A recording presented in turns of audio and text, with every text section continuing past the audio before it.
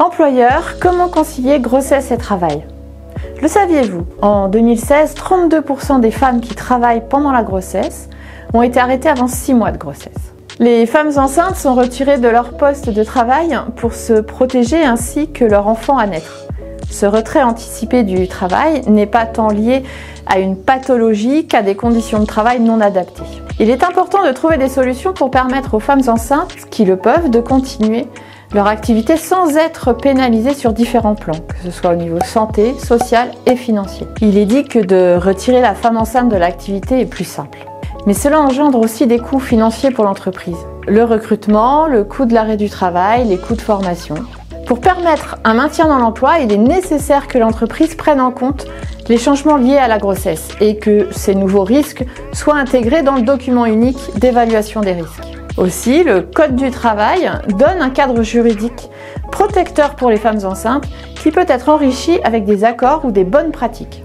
Le Code du travail définit un certain nombre de travaux interdits à la femme enceinte ou allaitante, comme le contact à des agents chimiques ou l'utilisation de certains outils, par exemple l'utilisation d'un diable. Ensuite, pourquoi ne pas en parler dans le document unique?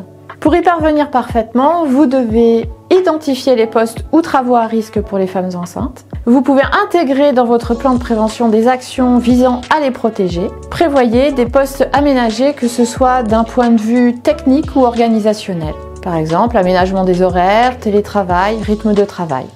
Enfin, vous n'êtes pas seul. Une surveillance médicale peut être adaptée par votre service de santé au travail. Pensez d'ailleurs à informer les salariés qu'elles peuvent demander une visite auprès du service de santé au travail. Ce rendez-vous pourra permettre de présenter les outils de maintien dans l'emploi et avant un retour à l'emploi, pensez à la visite de reprise.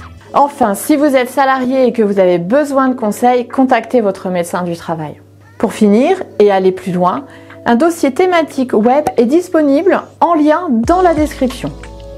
Vous y retrouverez notamment des conseils spécifiques sur des risques particuliers comme le bruit au travail, le contact avec le risque chimique et bien d'autres.